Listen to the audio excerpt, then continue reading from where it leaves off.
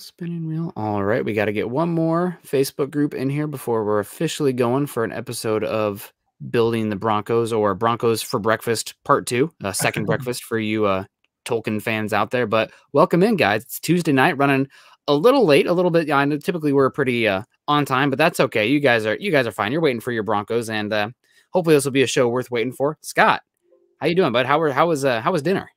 Dinner was good. I just got done eating. It was hot enough that I think I'm wiping beads of sweat off of my forehead, but burn my mouth trying to be in a hurry. But the things we do for love. So no, it's good to be here.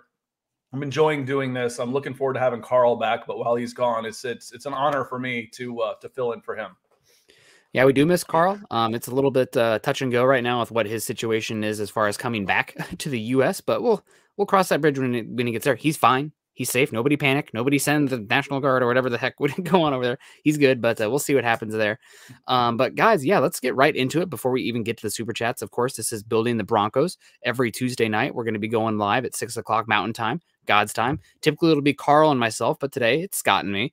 You can follow us both on Twitter, Scott at Scout Kennedy and myself at Nick Kendell MHH. Also, make sure you're following us at BTB Football Pod as well as at Mile High Huddle. If you guys like the gear, like the stuff going on, I need to get the Broncos for Breakfast gear going on. We got to get those mugs, Chad, at some point. But the guys, go to huddleuppod.com, get your swag on. I got the Building the Broncos hat right now. Going to be getting that Broncos for Breakfast hat very soon as well. I'm very happy that it's black too, because it goes with all my Iowa Hawkeye stuff as well. So now I don't have to just run home and change so that when I'm wearing the navy blue with the black. That's very upsetting to me when people do that. So I make sure not to do that. Lots of blue in the closet, lots. Lots of blue. With the bluish background, I try and go black though a lot of the times. Yeah.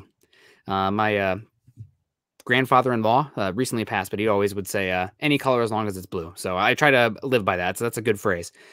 Guys, also follow us at facebook.com/Mile High Huddle and facebook.com/Mile High Huddle Pod. Become a supporter. And for you YouTube listeners, please subscribe, like, and share. Leave a comment on YouTube. That way you guys know when we go live and you can join us. And we got shows every single weeknight and every Tuesday and Thursday morning. So plenty of content for you guys, something always new going on this channel. And obviously talking about stuff that's new and going on.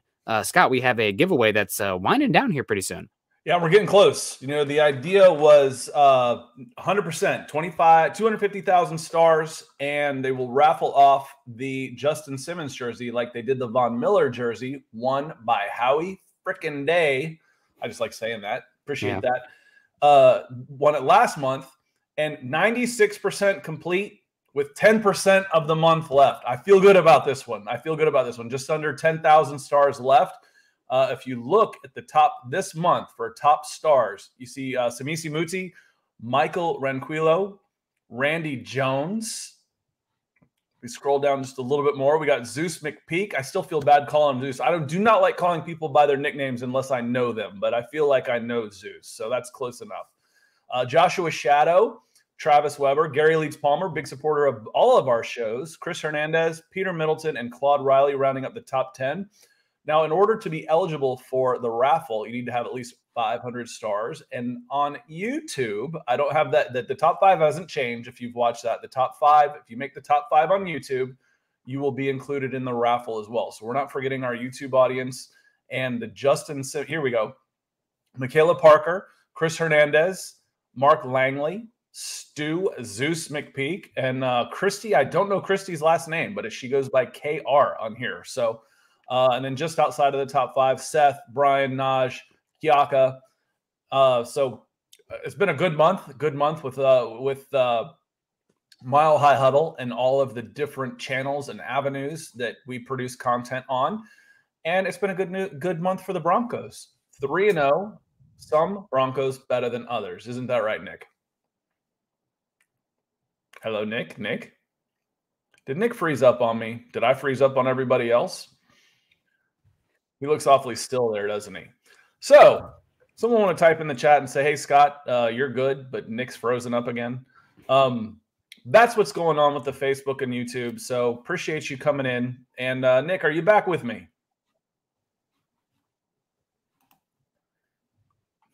All right. So, I think the topic of the day right now to get started was I want to call him Mark Rypien because that's who I grew up with. I'm old enough to say Mark Rypien, Super Bowl winning quarterback with the Washington Redskins. Old enough to say Redskins too. But Brett Rippon was elevated to the active roster, and it sounds like the Houston Texans were the team that were going around trying to maybe sign him. So the Broncos had a choice. Do you lose him for nothing, or do you sign him to a contract and elevate him to the top of the to the active roster? Broncos went the latter and brought Brett Rippon to the active roster. So there's 3 quarterbacks on the roster now. Obviously, Teddy Bridgewater, Drew Lock, and now Brett Rippon.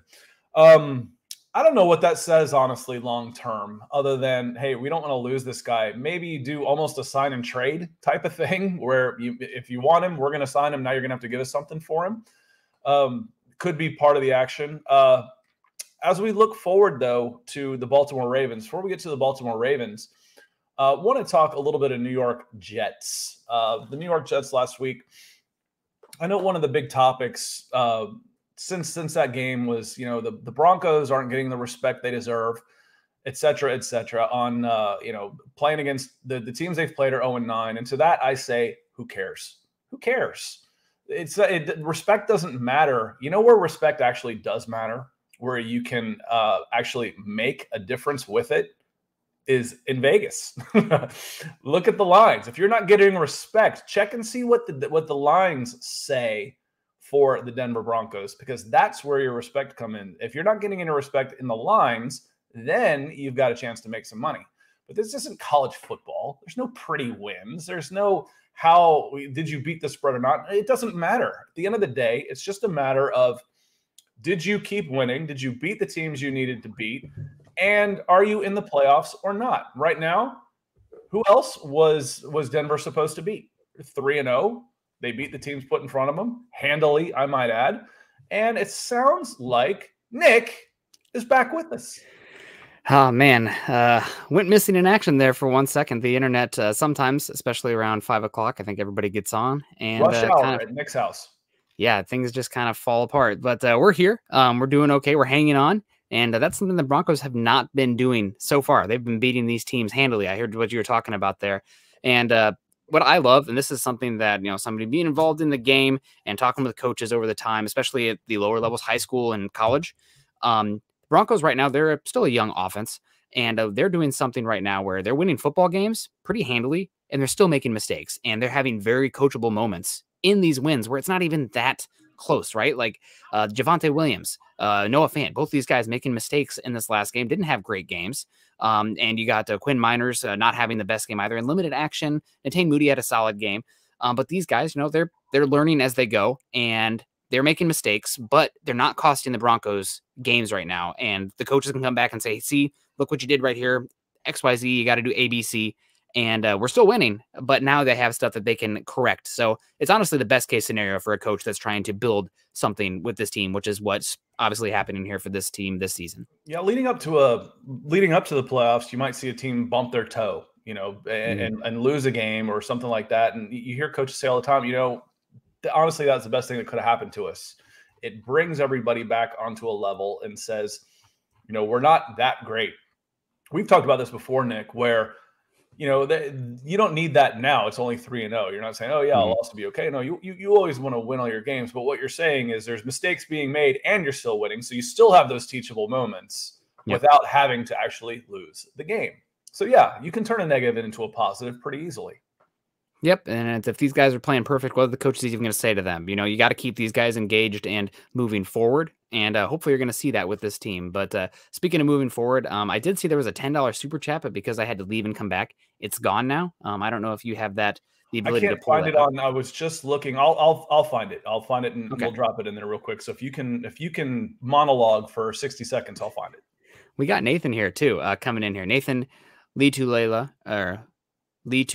coming in here. Thank you very much, Nathan. $2 over on YouTube. And he says, man, I love this comment so much. The pettiness is brilliant. Hope McManus wins the game Sunday with a 67-yard field goal. Just outdoing Justin Tucker, who just broke the Broncos, Matt Prater's 64-yard field goal record just recently. That would be hilarious. Of course, the Ravens fans and faithful would say, well, it doesn't count. because it was at mile high air, right? It's the ball will travel a little bit farther there, but news for you. They all count. They all count, just like beating the Jets, Jags, and Giants. They might be 0-9 combined, but those wins count just the same in the stats column as beating Chiefs or Tampa Bay or anything like that. So they count. But thank you so much for your comment, Nathan. I'm here for it. I don't want a game that close. I want the Broncos to come in here and punch the Ravens, because a lot of people, the Broncos are a joke right now, as much as a 3-0 team can be a joke, right? Like, oh, they haven't played anybody. I've seen the memes out there. Everybody's seen the memes.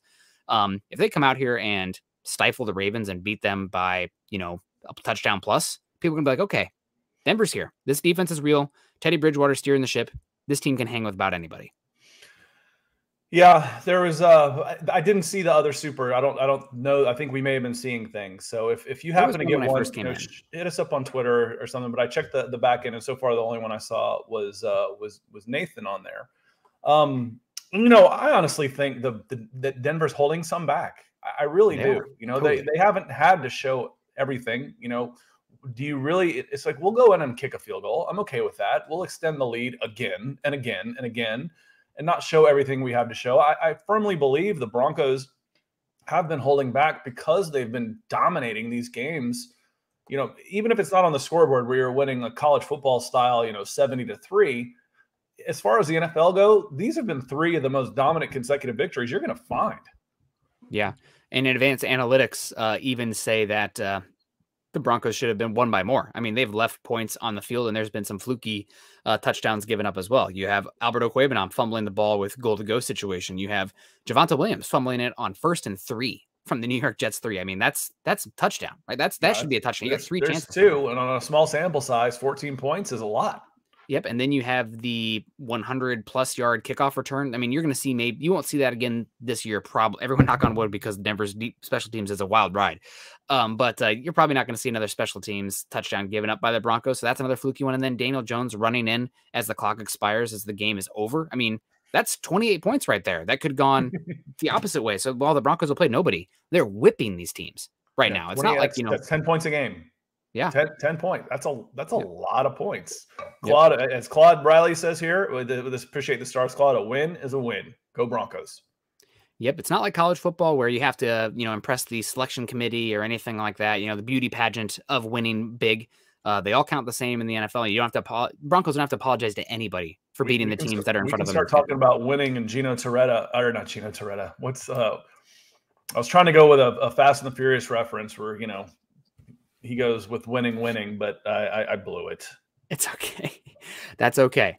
Another one here. KJ Hamler dropped a touchdown that first game. Did the Broncos go on to score a point still on that drive, though? Otherwise, if they didn't, then that's another 7. If they still went on to score points, then is what it is. I don't think so. I think they ended up punting on that drive. I don't remember for sure. Didn't matter. And that's the thing, is it didn't matter. You dominated that game. Yep. Just dominated it. Okay. And Jeremy says it was a long touchdown TD on that one. Okay. But like I said, I don't remember, because it didn't affect the game really. Yeah. Dom Torretta. Thank you. Gino was a quarterback. There we go. Dominic. It was Dominic, not Gino. Gino was a Heisman winning trophy quarterback for the Miami Hurricanes. Dominic Torretta was Vin Diesel lead in Fast and the Furious. And like you said, winning's winning. Yep. And Kenneth is right here. Judy got hurt on the next play. So luckily, Judy will be coming back at some point. I'm excited to see what David Moore can do as well. And I know there was a lot of, I'll just call it out, there's a lot of hand-wringing with the Broncos trade of Trinity Benson, but you got a 5th-round pick back and maybe even a better wide receiver in David Moore that you picked up off the practice squad. I mean, you can find wide receiver 4s and 5s in the league pretty constantly right now. Now, getting those top guys, and the Broncos should be okay, especially with Judy coming back, Cortland Sutton and Tim Patrick, and now David Moore. Losing KJ Hamler sucks. Like, no doubt about it. He's a unique player, but you can find deep wide receivers. Here's the interesting question.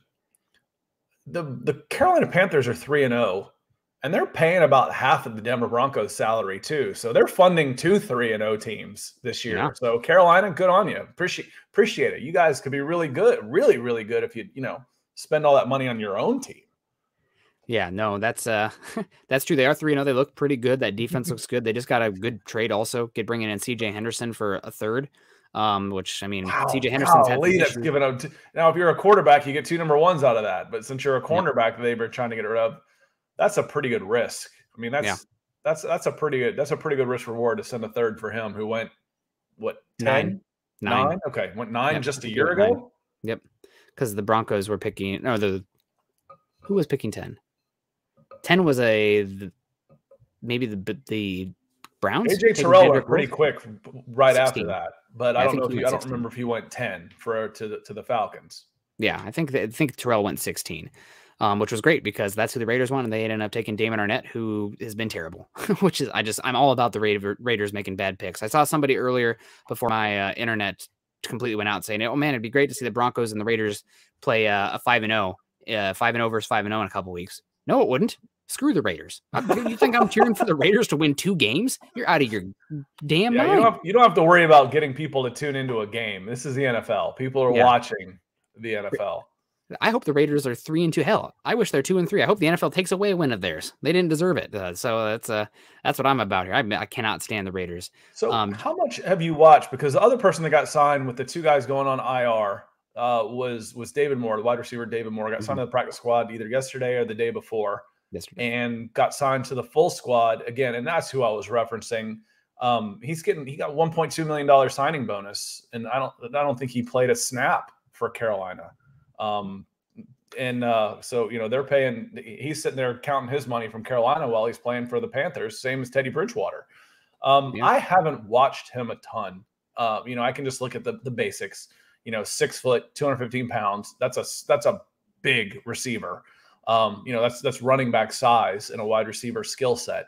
And then I can look at the numbers and do all that stuff. But you guys are watching this on the internet. You can too. As far as a legit scouting report, I haven't watched him a ton. So Nick, I don't know if you have either. I watched him at Seattle. I think the Broncos got him off the Raiders practice squad because the Panthers cut him when they went down to 53.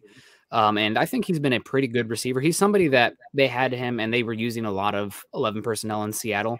And he was like a good number 3 wide receiver, but not one that you wanted to be your number 3, right? Like, it's like, oh man, I just wish I had one more quality guy above him, because if he could be that guy off the bench, that'd be incredible. But like, he's not that tier where you want him to be one of your top 3. So yeah, and $2 million, $2 million a year is decent money for a number 3 type of guy, where you're hoping that guy's as you like to say all the time, a cost controlled draft pick. Yeah. As your number 3. So I can see where they make, let's pay $600,000 a year for the next 2 years, spread that across, lose $1.2 million instead of 4 for a guy we'd rather have down the road. But for the Broncos right now, it certainly makes a lot of sense. And Jelly, appreciate that. Feels like a new name. So Jelly, I appreciate the super chat there. And Butch coming in right after Jelly with the stars. Thanks, Butch. And then right after Butch, my chat just jumped, but it was Gary. Gary came in here and dropped a bunch of stars too. So I think we needed about 100,000 stars today to get goal. And I think that's about 12%. So we're only 18 minutes in. So we got a chance to get goal today with 2 days to spare. Let's do it, baby. I love it. Gary Leeds Palmer, love you too, buddy. When we beat the Ravens, I love Gary for just the confidence here. Hey, Gary and Ernie Mays, man, confident as hell. I love it. The conversation will change. Get those stars in. Go Broncos. Beat the Ravens. Yeah, I think that the Broncos, even if they win, let's say last second field goal, people will be like, okay, Broncos beat the Ravens at home. They're for real. They're here to stay. They're for real. Obviously, the Broncos can't keep dropping like flies on the injury front to stay real, but that's a different conversation entirely. But I think the way this defense is playing right now, with how they're leaving points in left field, I mean, Teddy Bridgewater is playing as good as any quarterback in football right now. He'd be in the MVP conversation if he came in with more pomp and circumstance or touchdowns, where the Broncos are just right now handing it off, which is fine, but he's killing it. I mean, they should be in the conversation. That's a good point, because it's not, his numbers are good. But you start talking intangibles. You start looking for a reason not to give it to the same 2 or 3 guys every year. And what Teddy is doing with this team and how he's being talked about with the leadership and, the solidarity, he would absolutely, he actually would be one of the front runners for MVP right now with the numbers that he's putting up as well. So that's a good shout. Andrew coming in with the stars. What up, Nick and Scott? Would have loved to see you guys at the meet, but had a hell of a time. We weren't there, so you didn't miss us. We missed you. We missed not seeing y'all. And next time we do this, I'm looking forward to try and get out there. I was Delta Platinum living in Atlanta and LA for like 10 straight years, and I haven't been on a plane in almost 2 years. So I need to go somewhere that I can't just drive. So I think the last time I was on a plane was January of 2020. So it's been a few, Andrew, and appreciate the contribution. Yeah, thanks, Andrew. And I'm from the Midwest, so if it's under 24 hours, it's drivable. That's just the rule. But I appreciate that, Andrew. Next time we'll try to get out there. I'm definitely going to get tickets as long as it doesn't fall on a gosh darn wedding. I have like 3 fall weddings in 2022, unfortunately. But and I love you, Alyssa, my sister. You're that age. Yeah, let's see. Give it about 8 more years, and you'll be having the round of second weddings from all the divorces that happen in the next 4 years. Yeah, that's we're gonna think happy thoughts though right now, but yeah, no, definitely we'll try to get out there. Unfortunately, once you start getting into your late 40s and early 50s, you get together for much less happy situations. Is the only time you seem to see everybody. Then the funerals start coming, unfortunately. So walk of life. All right, let's bring this up. Here we go. Let's sorry to put a bummer on that one, but Base Case comes in with a super says, who are your top 5 QBs for the 2022 draft? Really hoping we draft Matt Carrell, as I'm assuming it's Carrell and not Coral. See, I'm better with the Spanish names. They actually make sense. As an heir to Teddy. What do you think about that? I think Matt Carrell right now is my #1 quarterback in this upcoming draft. Nick Saban was heaping praise on him today. I'm stoked beyond belief for that Ole Miss Alabama game that's coming up this week. I know that Ole Miss has had a week to prepare as well, so that should be a lot of fun. But Matt Carrell, right? I mean, he's a good athlete. He's really twitched up, which I love for my quarterback. You know, his movements are just boom, boom, boom. And he's got a live arm as well. He is way too much of a gunslinger sometimes. I think he had like a 6 interception game or a 5 interception game last year, where they got behind and he was just like, okay, I'm gonna throw it away like constantly. But he has the tools, and he's right now probably the Heisman front runner as well. So he's been really good. Other quarterbacks, I really do like Malik Willis. I saw that Bo Nix got benched also. I was talking about Auburn, so they let Malik Willis go. You know, I was thinking about you because you're the one that told me that, you know, someone put him as the #1 overall. I'm like, that person should never be allowed to write mocks evaluations ever again. I don't even know who it was. I don't care. But that should never happen. I mean, come on now. That's just crazy. But some other quarterbacks, I'm not sure if he's eligible yet, but Tua Tagovailoa's brother is killing it at Maryland right now. So he's one to watch out for as well. He's probably the best quarterback in the Big Ten this year. I'm not the biggest Keaton Slovis guy. I think Desmond Ritter is fine. I don't love him. Sam Howell, fine. I don't love him. I love the tools of the quarterback for Spencer Rattler. He's been playing like a dumb idiot this year. So he plays the game really cocky. You know, and it's okay to play the game with arrogance, but he's really like super lazy with some of the things he does. Like, you know, I'm just going to start him. If you picture the worst version of what you just saw from Zach Wilson, like his worst throws, it's very similar to what you see with Spencer Rattler, where it's just like, I've got so much arm talent that I can do whatever I want to do. And that's a bad way to go. As soon as you said 6 interceptions for Carrell, I cringed just a little bit. I'm like, that sounds like another former Denver quarterback who played in the SEC named Jay Cutler, who I have often referred to as the dumbest smart guy I ever scouted. So I'm not going to make that comment on Carrell yet until I see some of the circumstances around it. But seeing a guy play and trying to elevate a team that isn't as good as he is talent-wise, and I don't know if Jay Cutler has just always been like that, or if he just got in some bad habits at Vanderbilt that he could never get out of. But he always tried to do too much, and that never stopped. He never grew out of that. Yeah, no, I totally agree with you there. Jay Cutler, really toolsy, kind of a talk around Denver. It's that he enjoyed to partake in extracurriculars off the field as well that were the types that make you stay home and eat Lay's potato chips. So Denise Phillips coming in here with the Facebook comment and the stars. Appreciate you, Denise. Yeah, thank you so much. We really appreciate that, and man, you guys are inching us close to the to that star goal. So keep them coming. We appreciate it. I think we do have to talk about our main topic today, which was Brett Rippon being elevated to the Broncos active roster, which is good for Brett. He is a future coach in this league. We see a lot of people making jokes about Kellen Moore, who's the offensive coordinator for the Cowboys right now, that they should just fire Mike McCarthy at half and give the job to Kellen Moore because the offense for Dallas is great, and Mike McCarthy is just a kind of a rambling bloke. I don't know. I don't want to say anything that's not PG, but not the best. Did you watch the game last night where he did not take the timeout? I mean, what the heck is he doing? The refs even hey, we want to take a timeout here. I watched the middle parts of it until the Dallas got one of their touchdowns and made it like 31-14 or something, where it made it 3 scores. I'm like, okay, I'm done. I can't get that late. Yeah, Jalen Hurts had a great game against the Falcons, but it's fallen off quickly since then.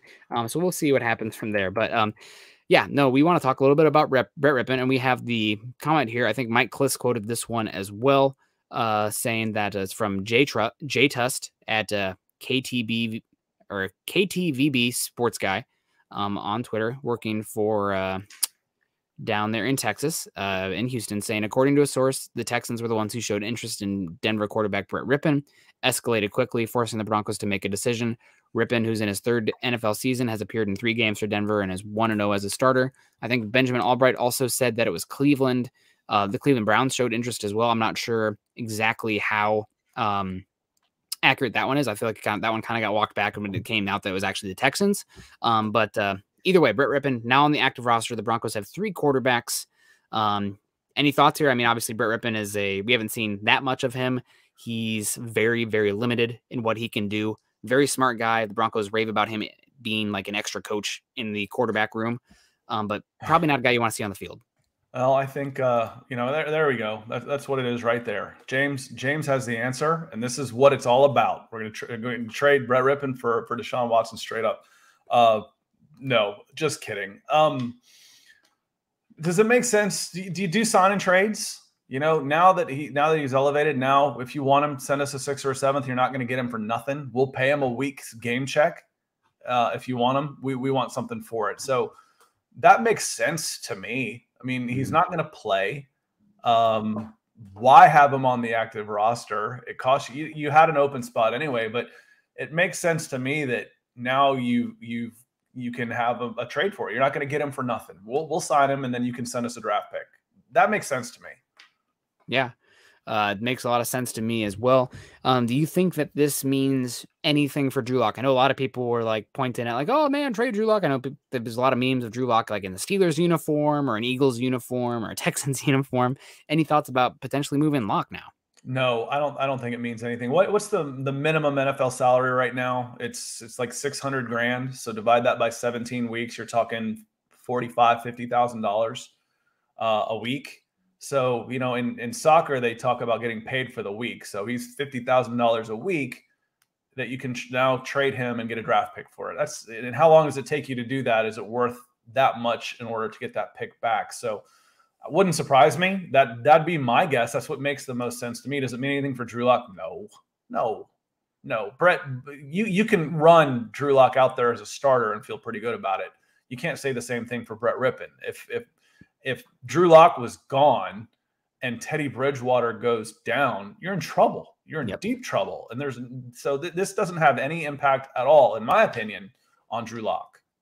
I agree with you completely. This is a Broncos team that is 3-0 right now. However, the schedule is about to get much tougher going forward. I think Sharp Football Analytics have the Broncos having the hardest schedule in football going forward, which are at least one of the top more difficult schedules for the Broncos. Well, you got a 3-game cushion already. Yes, exactly. That's what you look at it. You go 3-6 over the next 9, and you're 500, and you're right there in the playoff hunt with 5 games to go. Sorry, where's my math? Jesus. Yeah, that was right. No, you were right. I was going to say, that was right. One. Yeah, that was right. I was like 9 games minus 17. That's 8 games. No, we already played 3. Dum. So that you're right there in the hunt. So you got a 3-game cushion. Thank you. Good job. Exactly. Andrew comes in with the stars again. Appreciate you, Andrew. Says, luckily we had depth, but now our depth needs depth. So where do we go? And that's something that Nick and I have talked about a lot, is you're still better off at almost every position than most NFL teams. I mean, you've got 2 stud wide receivers right now. Mm-hmm. Who another one coming. That happens in a lot of different places, but there's a lot of teams that don't have 2 stud receivers. There's only one football. Yep. Noah Fant is still a good receiver. Okaweganaam is still a good receiver. I screwed that up. You got two good coming out of two good running backs right now. You can get a guy that can replace the production of KJ Hamler, maybe not the fear factor of KJ Hamler, but now if there's another injury, now you're getting nervous. Now I'm nervous about injuries. You know, before it's like, okay, if we have some injuries, we have depth. Well, now we've got injuries, and now we don't have depth. Now another injury could be devastating. And you know, at some of the key positions, especially linebacker and wide receiver. Yep. No, you're 100% correct. That's luckily most of these guys are going to come back. Josie Jewell and KJ Hamler right now are the only truly impactful season-ending IR injuries. But you have to, you know, keep everything going forward right now. You're waiting for those guys to come back. So hopefully it will not be detrimental. But that's, I mean, this is where your coaches, this is where your NFL league, the league scouts, not the college scouts, but the NFL scouts make their money, right? Like going out and signing David Moore. That was a NFL scout saying like, okay, we evaluate this guy out of the practice squad. This is the guy that fits what we believe the coaches want to do. That's the most talented that we can get. And they go out there and get him. It's also nice having a little room in the salary cap too. You know, having a little flexibility to go out and maybe spend a little bit more on a guy if you need. You see it happen a lot in baseball these days. You know, where a guy overprices himself in free agency and sits out until the summer. He's like, okay, now I'm ready to come in for $5 million instead of $10 million. But now you've got some flexibility to do that type of stuff too. Yeah, no, absolutely. You're correct. And just came to mind, somebody asked about the top 5 quarterbacks for next year. Also, a couple guys that I meant to mention, but I was just trying to rattle them off my head. Not rattler them off my head, but Carson Strong for Nevada is one that I've been impressed with. He's not fleet that I love for the quarterback position, but he's got arm talent. He can sling the ball around. He's very fun. And a couple guys that are rising in the outside the Power 5 there's a Jake Hayner from Fresno State who had just an incredible game at UCLA. I like him a lot. And then Western Michigan has Caleb Ellaby, who's impressed me a lot as well. So there's some names to watch. And obviously with Teddy Bridgewater, 1-year contract, Drew Lock losing the starting job, been up and down in his career. You know, it's definitely something to think about. Right now I'm on the edge rusher, tackle, or cornerback train, but quarterback's always there. Well, and you know, we've talked a little bit about that wide receiver starting to become more of a need as well. You know, instead of I think we talked about this. We talk a lot yesterday morning. This morning was that just this run morning? Together? You know, about maybe it's worth taking a receiver in the middle rounds every draft, but now maybe instead of a 5th, you become 3rd. Maybe instead of a 4th, you might move him up to the end of the 2nd. Yeah. And it always depends on like the guy that fits the skill set you want, how your board falls, et cetera, et cetera. You never want to go into the draft and be like, okay, we have to come out with position X, because if the board doesn't fall that way, you're going to take a bad player and you're going to end up like the Raiders taking Damon Arnett when you wanted just a cornerback. You're going to take AJ Terrell and poof, he's gone. So go ahead, Scott. You can go get some water. It's all good. All this talking, my voice is going to give out. I finished my water already. I'll be right back, y'all. Yeah, no issues there. Scott also was having some very hot spring rolls before he joined us today, so got to cool down. But yeah, I want to talk a little bit of KJ Hamler, and it's really unfortunate for the Broncos to lose KJ Hamler. He's still only 22 years old, but the facts are this is the 2nd ACL on the same knee, and also it was not just the ACL. There was some other stuff. Now, just medically speaking, it probably is a damage to the LCL as well. And that is the same injury that Robert Griffin suffered that really caused him to just lose a lot of explosiveness in that knee. So we're probably not talking a 12-month recovery for KJ Hamler. We might be talking, 12 or 16 months, 18 months. So you may have to just totally reevaluate what your position is for the wide receiver position going forward. That could impact what you're doing with Tim Patrick. That could impact what you're doing with Cortland Sutton, free agency in the draft. So it sucks for KJ Hamler, but I'm guessing we might not see him, fingers crossed, but we won't know until we get closer to where we have to actually make decisions. But I'm not really counting on KJ Hamler to be an impact player potentially until 2023. And that sucks. That's even that, because we talk about the receiver position. We said, an injury to a bigger receiver isn't going to affect him as much because his size is still his greatest asset. But when speed and quickness is your biggest asset, tearing up that knee twice is it's going to be tougher. You lose 5% from what you were, and you're only at 95% with the small margins at the NFL. I mean, that could be enough. So, prayers going out for KJ Hamler that his recovery goes well and he's able to go out and still have a very productive career, but he's gonna have some tough days ahead of him for sure. Jelly comes back in. Appreciate you. That's that double dipping. Jamie Collins is a free agent now. Any thoughts on him, Nick?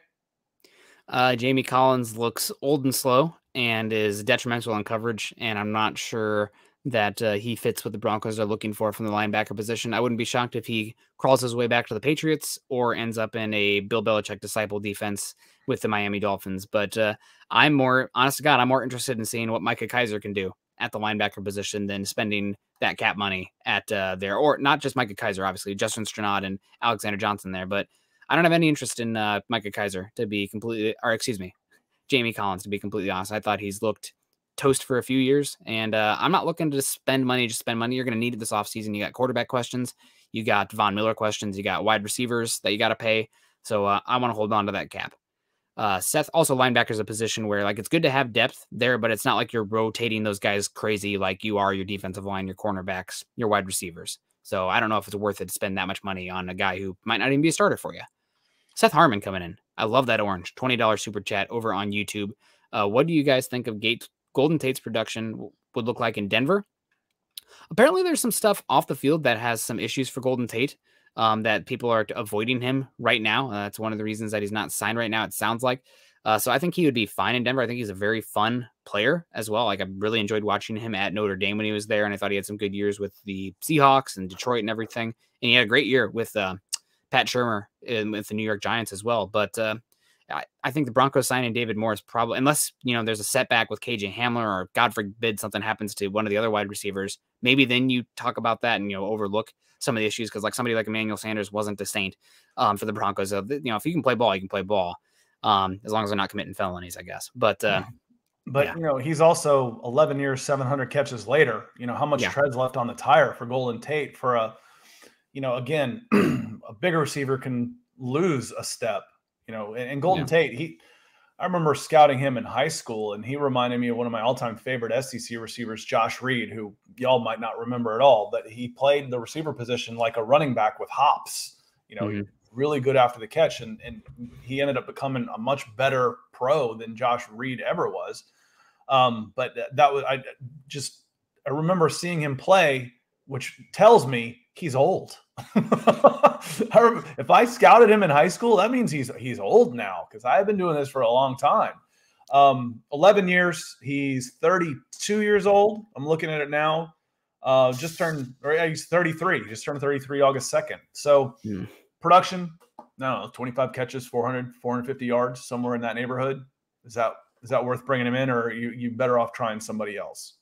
I'm happy with David Moore. Honestly, I'm pretty excited to have him in here. And Jerry Jeudy's coming back. I think if you can go through these next 3 games where the Broncos are, let's say, 5-3, 5-2, whatever. Whatever the trade deadline is, and you're looking at a team that Jerry Jeudy's coming back slowly. We want to get another weapon out there. We have an extra 5th to play with because of the Trinity Benson trade. Maybe then you're talking about bringing somebody in via trade, but I don't know, man. Any wide receiver or skill position player that's over that 30-year-old mark and you're taking away from your rollover for next year when you need that cap space, it just makes me a little hesitant. I know he's a name, but I'm a little hesitant there. And I also saw, he's still a name, but the production, 2 years with the Giants, that's not necessarily all on him, but I think he's less than 50 catches. The production's gone down. He's not the same Golden Tate. And again, he plays the game almost like a running back, that there's, I'll just repeat myself. There's only so much tread left on that tire. And is he the right guy to bring in? Real quick, Chase Wellner and getting the whole ball. That ball is your home. Adam Sandler avatar. I love it. It says, Scott, how's Matt Hennessy been so far? For those of y'all that don't know, Matt is a center for the Atlanta Falcons. He's been below average, which means he's been one of the better offensive linemen for the Falcons. He's been okay. Nothing to write home about. He needs to be better. If the Falcons are going to do better, he's got to be better. And that's pretty much across the line, the entire line. He's been okay. Nothing too awful.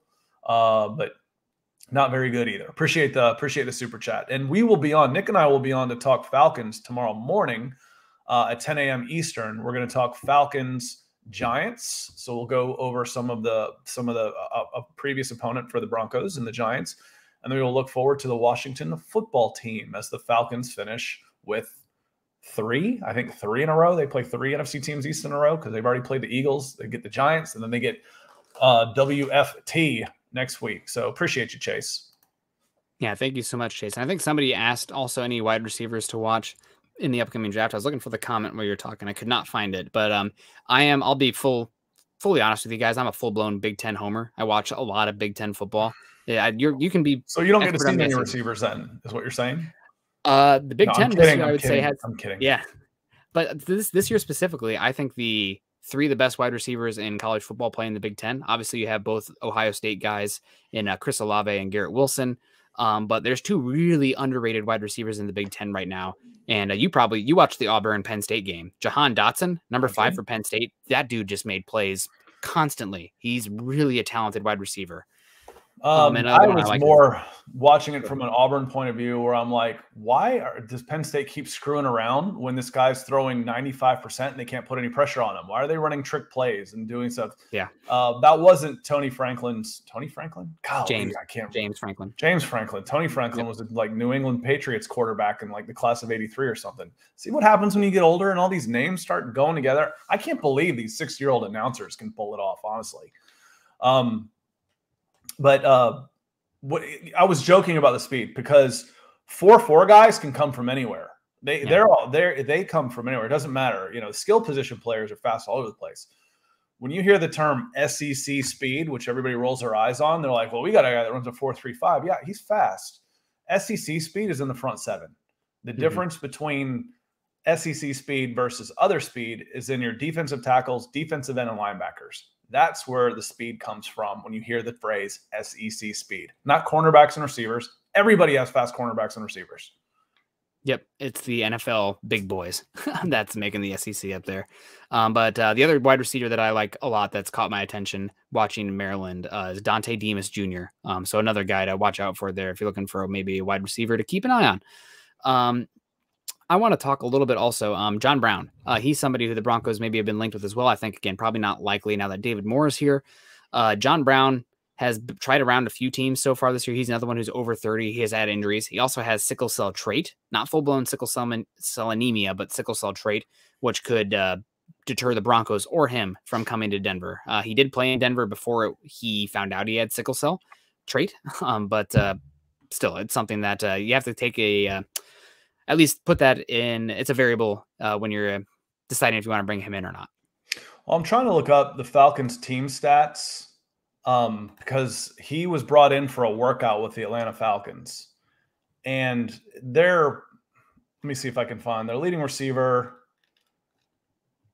Let me see if I can find this real quick. Receiving. The leading receiver is Calvin Ridley with 175 yards. The next leading receiver is Olamide Zaccheaus with 54 yards. That's your second leading wide receiver. And then that's it. The next guy isn't even over 50 yards. This is through 3 games with a quarterback that's thrown for the 10th most yards in the history of this game in Matt Ryan. Long story short, Falcons brought in Brown for a workout and didn't sign him. They're starving for a wide receiver. Now, I firmly believe in trust your own evaluations, but if he didn't even get signed to the practice squad for the Atlanta Falcons, maybe it was on him. Maybe he says, I see this garbage. I don't want to play here. And it may have been on him. But if the Falcons aren't signing this guy, he cannot possibly play for the Denver Broncos. Yeah, not really the biggest thing. At least you don't want to bring him in. We got Dave from Georgia. He's asked a few times. I'm sorry. I just stepped on you. Tight end. So we're talking receivers, the wide receiver position. Pitts is the third leading receiver. He's got 11 catches for 139 yards. But I was talking, and the second leading receiver is running back Cordero Patterson. So, but as far as receivers go, the second leading receiver has 50 yards in 3 games.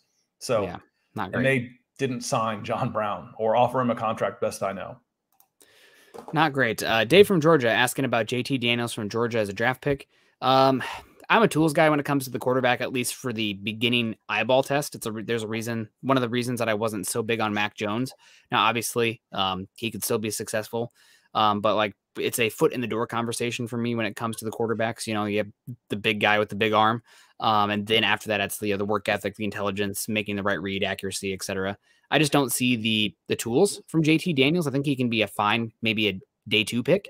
And a game manager type, which that maybe I'm disparaging JT Daniels right now for you, Dave. I don't want to do that. Let me just put this into, I think Georgia's the best team in college football right now. They're just incredible right now. They're killing teams. I can't wait for Georgia Bama. But JT Daniels, not my type of quarterback. I probably wouldn't be looking to bring or use a draft capital on him personally. And I haven't watched him a ton yet, to be honest with you. I will as they start playing some more interesting games. I think they're up 35-0 on Vanderbilt, and their leading passer had like 125 yards, and their leading rusher had like 70 yards. Basically, they had 10 guys that all did that against Vanderbilt. They just haven't played a lot of it. I watched them both. Actually, that's not true. It was just really forgettable. I watched them against Clemson. Yeah. And the two offenses struggled so badly in that game that if that was the only game you watched, you would write off both quarterbacks, and that's too small a sample size.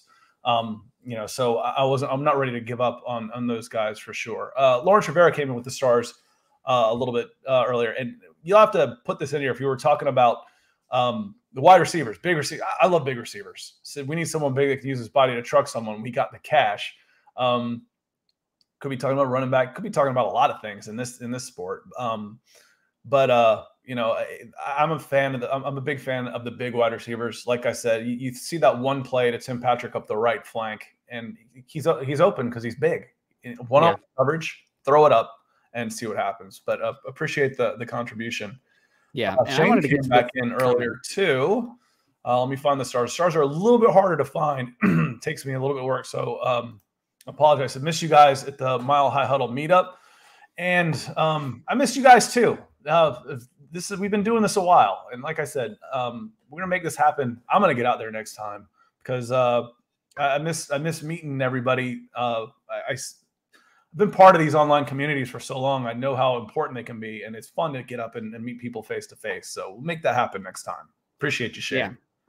No, I totally agree. Want to get out there. You guys come to Seattle next year. Let's hang out in Seattle. I know the Broncos play in Seattle, as long as doesn't fall on a wedding, which I have a bunch next year, including my sister. So can't miss that one, guys. Unfortunately, not unfortunately. Love you, Alyssa. But Jay, I want to get to this one real quick. Which receiver will be on Teddy's hit list for terrible throws? I think Jay is just trying to bait here.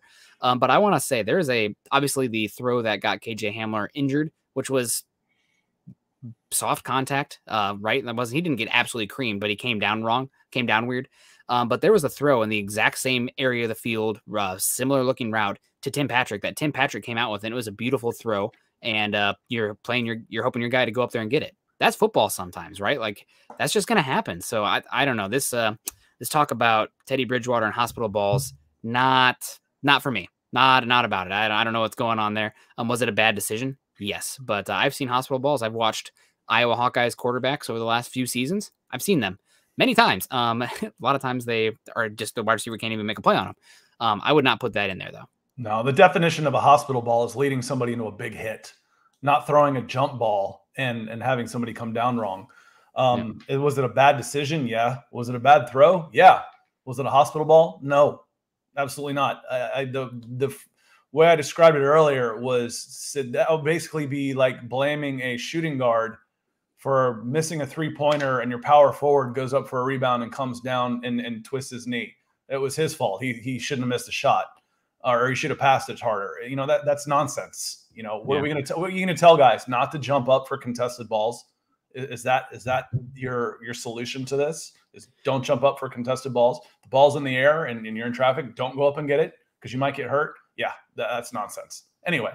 Yeah, and a lot of the hospital balls, too, are a lot of times it's over the middle of the field. It's a crosser with an overhang linebacker or safety, and they come and they just kill them. It's not that whole shot. What we think of as hospital balls have basically, the hits that occur from those have basically been made illegal in the NFL. You're not allowed to just run into a guy who's focused on the ball. That's illegal now. You're not allowed to do that anymore. Yeah. Go punch up Steve Atwater highlights and you'll see what hospital balls look like because he was on the delivering end of the pain that you can inflict on a ball when you lead somebody to a defensive back or a linebacker. Yeah, and if you have an issue with the 5'9" receiver for that call, take it up with Shermer, honestly, because he designed that. That's a cover 2 beater right there. That's the whole shot where it's in between the flat defender and the 2 safety overhang on that side, and that's where the ball should go. Now, granted, not enough time, not enough zip. Should have made that throw, yes, but I totally disagree.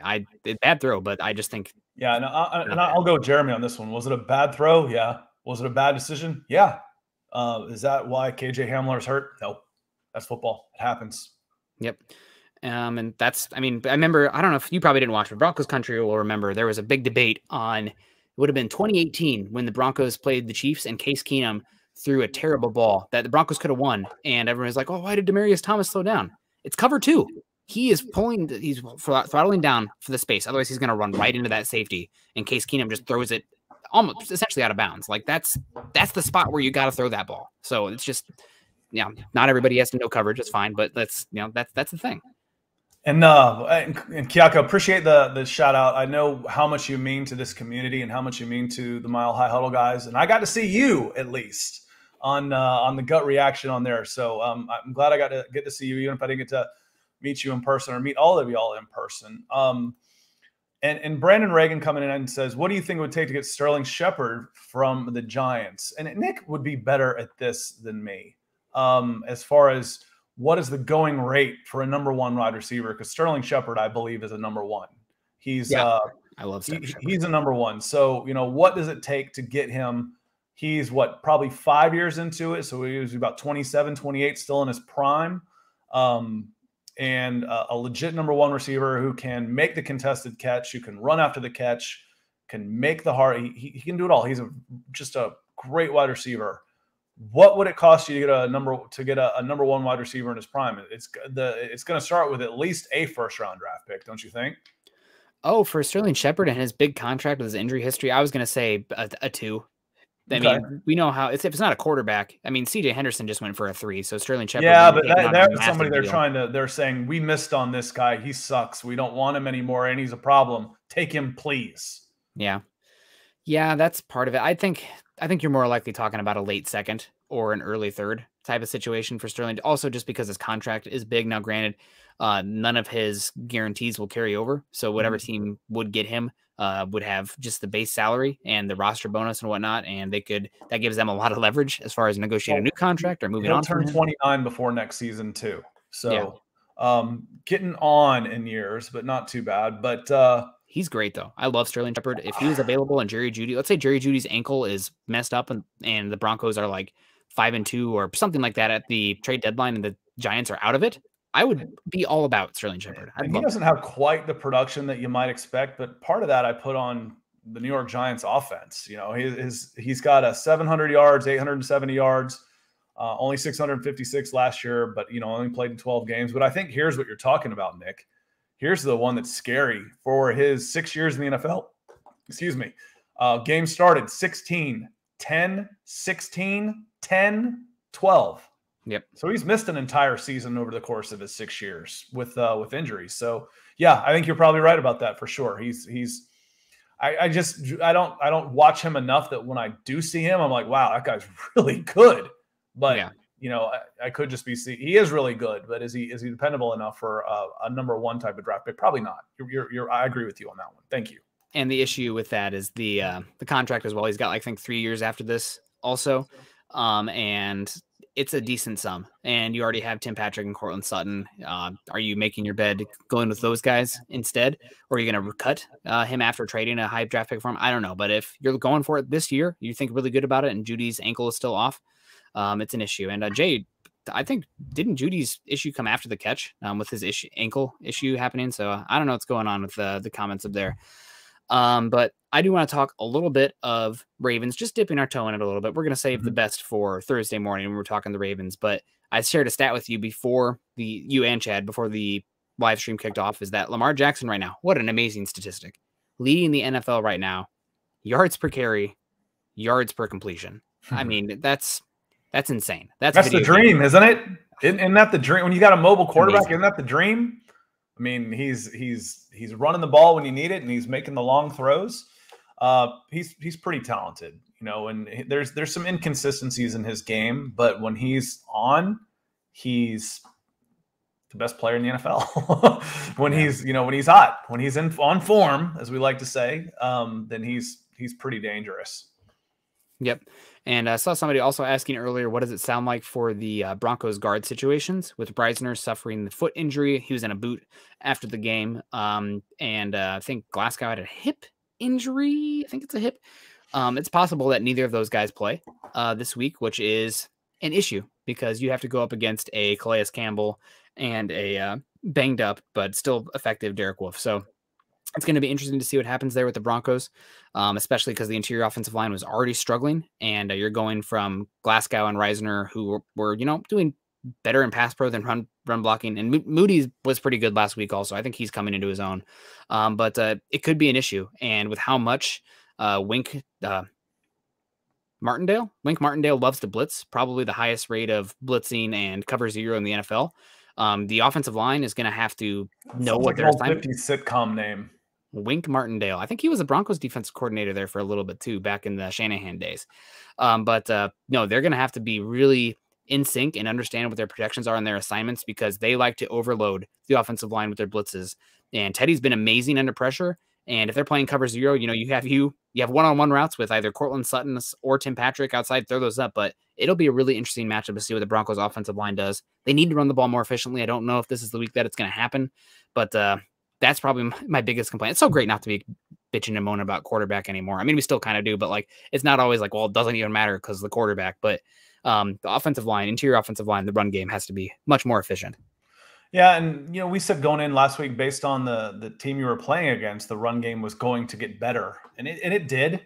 I haven't dived deep enough into how Baltimore is winning and losing these games, or playing the Detroit Lions so close, to see, and I'll watch that game tomorrow ahead of Thursday's Broncos for breakfast to get an idea of how they can be beaten. But you could tell right away, the way the Jets line up their defense, that this was going to be the game where the running game started doing more. And like I said, I think if the Broncos felt like they needed points, they would have been more aggressive. Yeah. You win 26-0, you can keep kicking field goals. Gee, why am I going to put the ball in the air and do something stupid? I'll take my 3 points and extend my lead. So it was a dominating performance.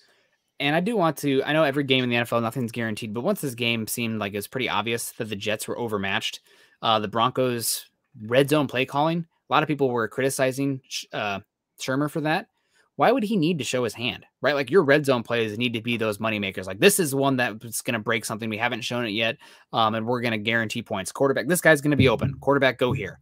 There's no reason to show that. If you're winning by so much and you can just do a simple, outside zone stretch. The bread and butter that every team runs. You don't have to show your hand. This is a sad Jets team. So I think that criticism of Shermer was greatly overstated. It's not really a situation. I told y'all before that it reminds me a little bit of Auburn's 2000 whatever team it was that went undefeated, and Tommy Tuberville got the name Tubershell because he'd get up, get early, and then just basically let off and let his defense and running game do the work. And that's how dominant that Denver has been in the first 3 games. They've done the same things. We're going to get up. We're going to let our defense and running game win the game. We'll just grind this thing out. We don't need style points. That's for egos. So yeah, and some people, I've heard some conversation like, oh, that's why the Broncos run game efficiency numbers have been bad, because they're running the fourth quarter and teams know they're running it. I did look at it, running success rate with only the first, second, and third quarter. And the Broncos still are like 26th in the NFL, 24th in the NFL in run success rate. So part of that scheme, but like I said, part of that scheme, what is your total offense doing? You still have to show enough to keep people honest. And if they're going to try and stack to stop the run, then Teddy Bridgewater in the passing game becomes an extension. That short passing game becomes an extension of the running game. So, I'd be interested. There's stats for everything. So I'd want to look at, what are Teddy's numbers? It's got to be high because he's completed about 80% of his passes. But what are his numbers on passes, on targets under 4 yards, under 3 yards from the line of scrimmage? He's probably hitting 90%. That is basically a handoff. Yeah, no, you're correct there. And I wanted to find it's just talking about Shermer right now. I know a big conversation last season about Shermer not making an offense that was good for Locke and whatnot, and utilizing more play action. The Broncos so far this season have Pat Shermer does not use tight ends. They're like top 10 and 12 personnel. They're number 1 in the NFL in 13 personnel, using 3 tight ends out there. So poof, that one's gone.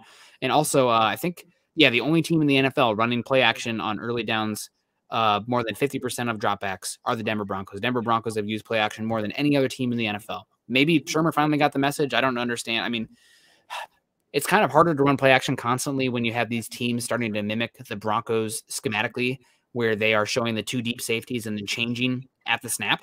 So obviously, if the quarterback's doing play action, their backs to the line of scrimmage, and then the last they saw was 2 safeties, and then by the time they come back around, it's completely different.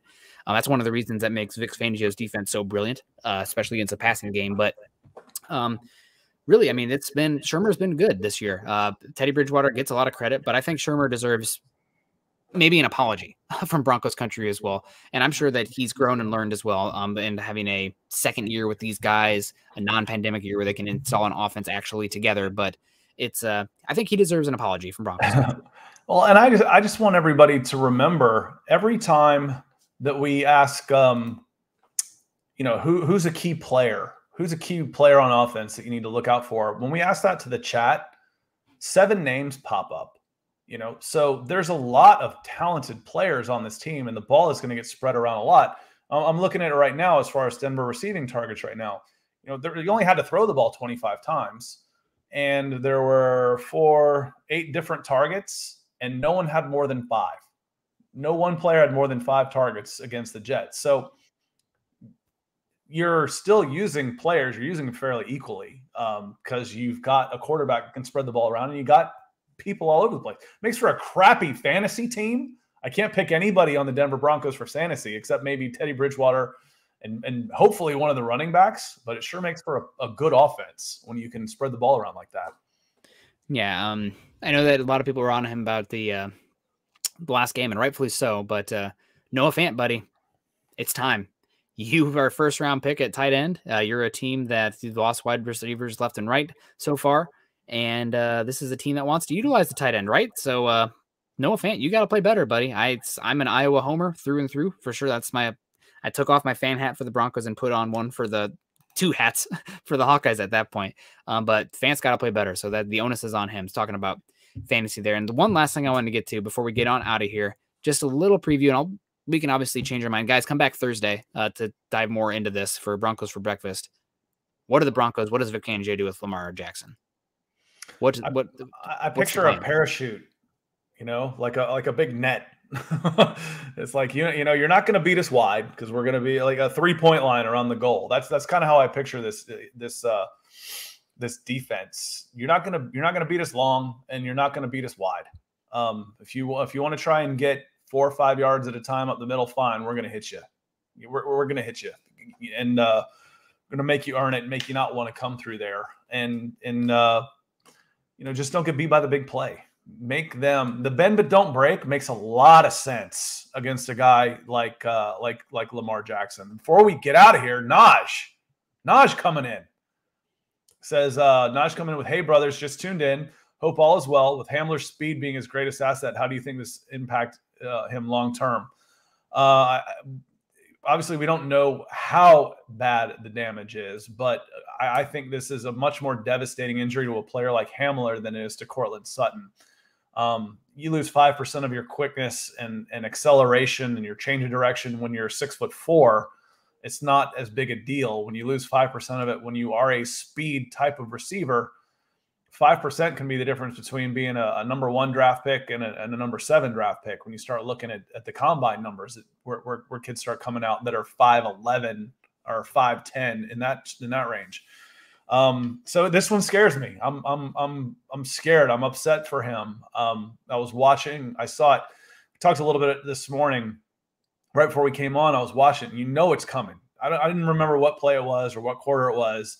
And you see that ball go up, and you see him come down, and he grabs his knee and goes down, and it makes you sick to your stomach. I'm sick to my stomach for KJ Hamler, and I hope he gets.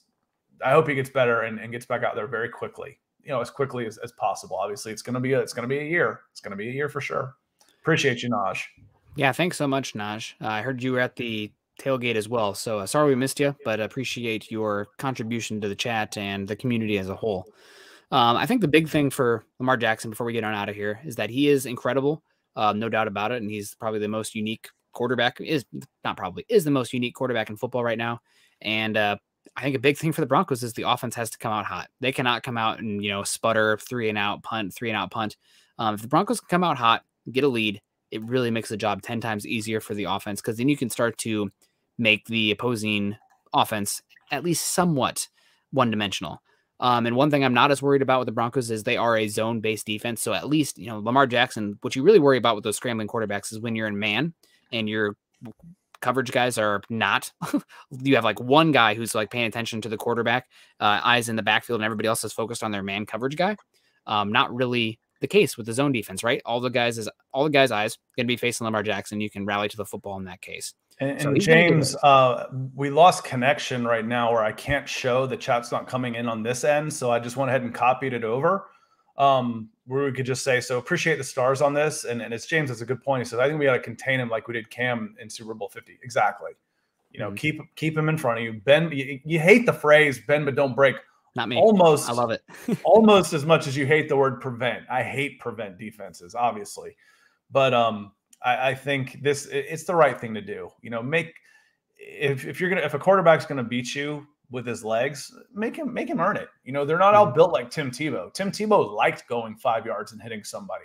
Lamar Jackson, most running quarterbacks aren't gonna like that, and it'll slow them down and it'll affect their passing game. So absolutely, you can, and it's much easier said than done, obviously. Yeah. Contain Lamar Jackson, win the game. That it sounds real easy, doesn't it? It's not. It's not. But Broncos have an awful lot of talent and speed, more importantly, on defense to get it done.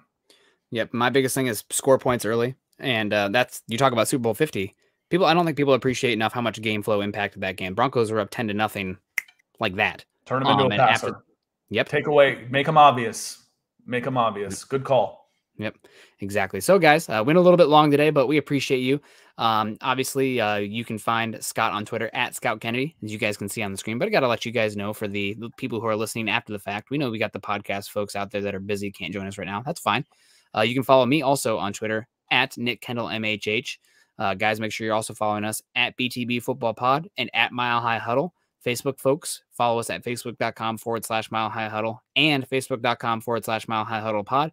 And YouTube folks, subscribe, like, and share. Make sure you're joining us when we are live.